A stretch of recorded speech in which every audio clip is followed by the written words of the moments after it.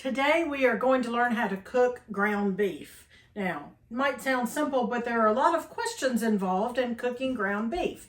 You see a lot of recipes that say brown your beef and cook the ground beef, or the recipe might say 1 pound ground beef cooked. So today we're going to dive in to answer just a few of those questions you might have as you're browning your ground beef for a recipe.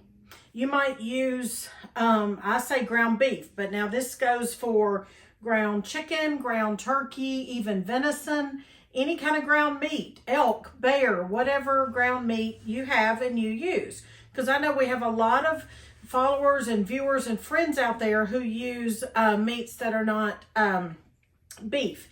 So also pork. So any kind of a ground meat, this is how you're going to brown it.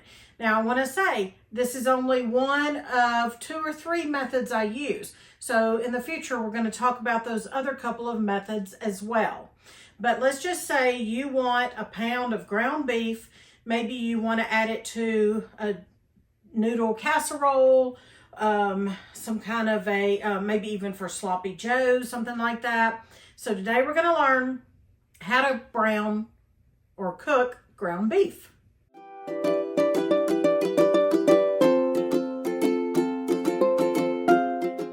I'm Miss Katie and this is Heritage Ways. Heritage Ways is where I share homemaking skills and I encourage diligent homemakers like yourself in homemaking skills, but especially in cooking, because that has been my passion for years. Many years. So I like to say I've cooked a lot of foods for a lot of people, and I've tried a lot of kitchen products and recipes, and I want to share those with you. So this today I hope will help the new cook, somebody who's learning to cook from scratch at home, but also the diligent homemaker that's been cooking for quite some time. I like to share tips and tricks as I go along in my tutorials. If cooking or homemaking interests you and you like just good, real, intentional living and good comfort, family-friendly recipes, then I would love to have you hit subscribe here at Heritage Ways YouTube and make sure to tap the bell so that you won't miss out when I post a new video. All right, this video is not sponsored. I just want to say that because I'm going to share a couple of products that I like to use. So I will drop those links to the products if I have links. I will drop those down in the description box of this video, but this video is not sponsored.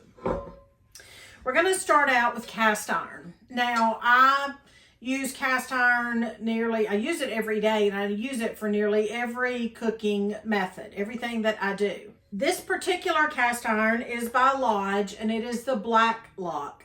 And it is 3 times more seasoned than their other products, and it is a lighter weight. I like that it has the handle. Again, not sponsored, just sharing this with you that I love cast iron, number 1. I like Lodge cast iron, number 2, but not all my cast iron is Lodge, but I do like this pan. And this is the one we're going to use today. Also, I'm going to use this meat masher. I'm not real sure what the technical term is, but I got this at Pampered Chef years ago, and since then I have seen them other places. So you've probably seen it too, but if you think you don't know if you want one, you want one. Trust me. All right, and I'm noticing it says it's stamped USA, so I do like to try to support USA products and companies if at all possible. I have my 1 pound of ground beef that is local, pasture-raised, good quality ground beef. I want to point out too that I don't know the fat content of this particular ground beef because this was a cow that we had butchered, and we just, the fat content is not marked. At the grocery store, you're going to see 80-20, 90-10, and that kind of thing. And what that is the bigger number is going to be your meat content. The smaller number is your fat percentage. So you might even see a recipe that says use 80-20 meat. And you're thinking, what in the world is that? That's going to have more fat. And they do recommend that for hamburgers, things like that, because the moisture the fat really helps with that moisture content. Something like this that we're going to do, you can either drain the fat if you want. I don't drain the fat in most cases because I know the meat that I'm using. And typically, if I'm using that good grass fed beef that we had butchered, bought from a friend, then it is a good quality fat as well. And you get a lot of vitamins out of that and flavor. But that's what 80-20, 90-10, that's what that means. 85-15. So that is the small number is your fat percentage. If you're trying to do less animal fat, then you might want a 90-10, and then you're going to drain your meat, your fat, I'm sorry. So that's what those numbers mean. Since I don't know what this is, and like I just now said, it doesn't bother me. I just keep the fat in, and believe me, my meat is never just floating in grease, so that's not a problem. Today I'm going to be using bacon grease. Speaking of fat, I'm going to be using bacon grease just a little bit on the bottom of my skillet. My skillet is seasoned. My meat does have fat in it, and I'm not worried about sticking a whole lot, but I'm talking about maybe a teaspoon of fat in my skillet. Now, you can leave this out, and there's a couple of options of things you can do. But today, I am adding, that is probably maybe a little bit more than half a cup total, I would guess, of frozen, chopped from the grocery store, freezer department, green peppers, red peppers, and onions.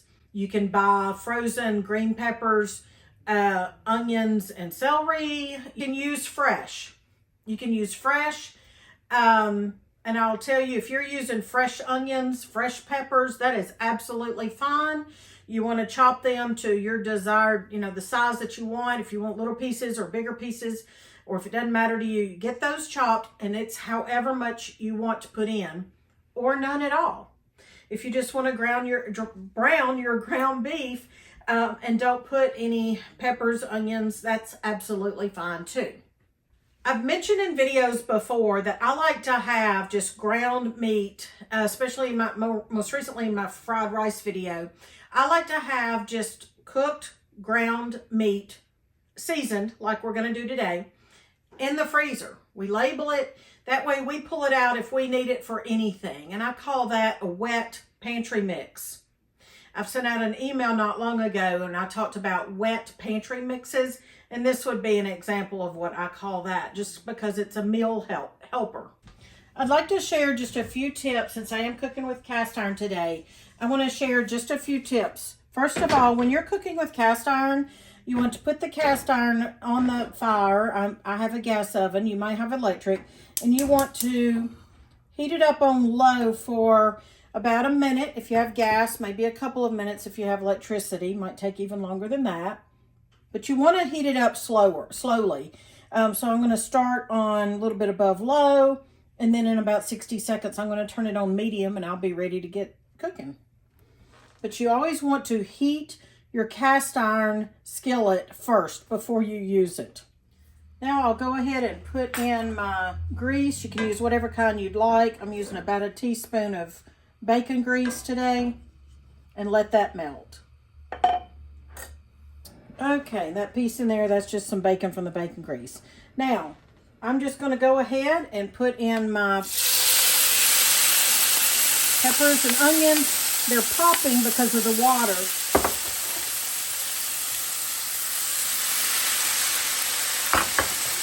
And I cook it all at the same time. And I pre-cook the peppers and onions, even if I were using fresh. That water's popping because of just hitting that grease. My heat is a little bit, I guess it'd be medium high. And like I said, if I were using fresh peppers and onions, or celery or whatever, I would put it in right here with the meat. Now, if I were using fresh carrots, they're more dense and I would have to cook them first. Now, I go ahead and season my meat with Redmond real salt, healthy salt. I don't know how much that was. Maybe that was 1/4 to 1/2 teaspoon maybe of salt. Fresh ground black pepper. You can continue to just stir this. Again, it's on medium heat.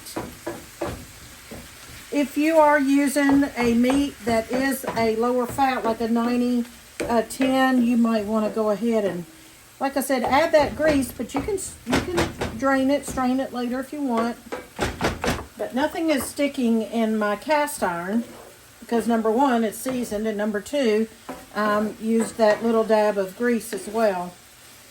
And you're just moving it around. It honestly, it does not, it probably takes 5 minutes or maybe even 6. Maybe not that long.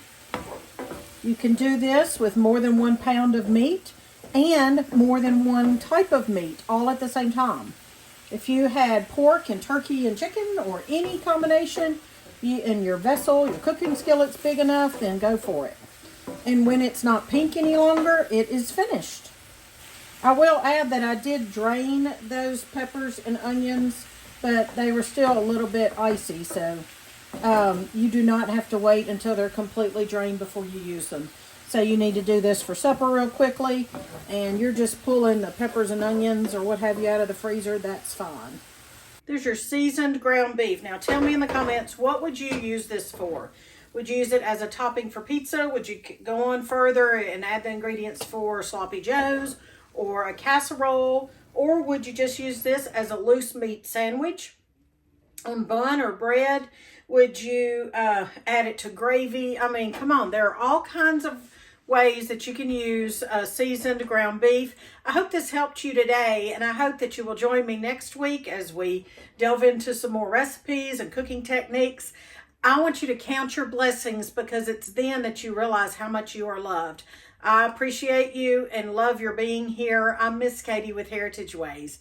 I'll see you over on my website where I have a lot of printable recipes for you to get started if you don't already own my cookbooks. Talk to you later.